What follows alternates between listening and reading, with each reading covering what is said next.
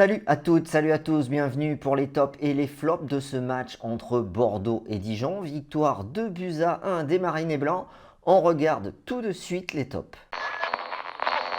Premier top de cette soirée, c'est Zouriko Davitashvili. Première apparition réussie pour l'international georgien devant le public bordelais. Le match commence très bien pour lui puisqu'il a deux occasions de frappe dans les 18 mètres dès les premières minutes de jeu qu'il ne convertit pas. Néanmoins, il ne se décourage pas et marque le deuxième but bordelais, celui de la victoire d'une frappe sèche du pied gauche après une série de dribbles. On peut noter aussi dans ce match sa belle rigueur tactique et sa belle intégration au collectif des Girondins. Deuxième top de ce match, c'est Josh Maja, buteur sur penalty. Il démontre une belle présence dans le jeu à 20 mètres du but avec des déviations et des remises. D'ailleurs, il sert parfaitement Dylan Bakwa en première mi-temps, mais l'attaquant bordelais n'arrive pas à marquer. De plus, il joue encore 80 minutes dans ce match et il se donne à fond dans le pressing et le jeu collectif des Marinés Blancs. Il inscrit son 4e penalty de la saison et permet à Bordeaux de mener 1-0 dans ce match. Autre réussite de la soirée, c'est Vital Nsimba. Le latéral gauche bordelais a fait un match plein offensivement et défensivement. C'est lui qui obtient le penalty à la 8e minute que transforme ensuite Josh Maja. Hyper disponible dans le jeu, il oriente aussi parfaitement le collectif bordelais et n'hésite pas à faire des transversales. En outre, il frappe 5 fois dans ce match et tire une fois au but, mais sa frappe n'est pas cadrée. On continue dans les tops avec Malcolm Bokele. Quel match de l'international espoir camerounais. Titulaire au poste de latéral droit, une fois de plus, il bascule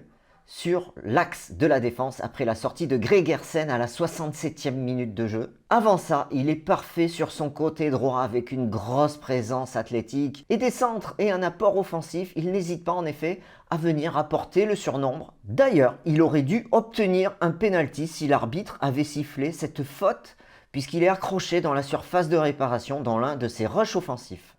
Enfin, pour terminer cette série de bons résultats, comment ne pas parler de Gaëtan Poussin? Son arrêt sur la ligne dans les arrêts de jeu de cette rencontre fait gagner à Bordeaux ce match.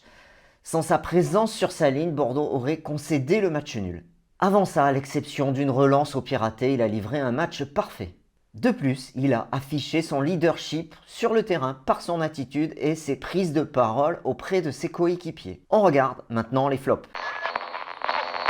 Il y a des petites déceptions dans ce match. On peut noter le premier de cette liste, c'est le Brésilien Fran Sergio. 38 ballons joués dans cette partie pour le Brésilien, peu d'emprise sur le jeu bordelais qui est surtout passé par les côtés. Il a souvent évolué en 9,5 aux côtés de Josh Maja et ne s'est pas montré décisif dans ce match. En difficulté pour donner le tempo au collectif bordelais, il a souvent joué vers l'arrière. Petite déception, c'est l'entrée de Clément Michelin. Il rentre et Bordeaux encaisse un but. Il glisse sur le geste technique de Le Bihan qui amène l'égalisation de Dijon. C'est dommage parce que son entrée aussi face à Saint-Etienne a été difficile.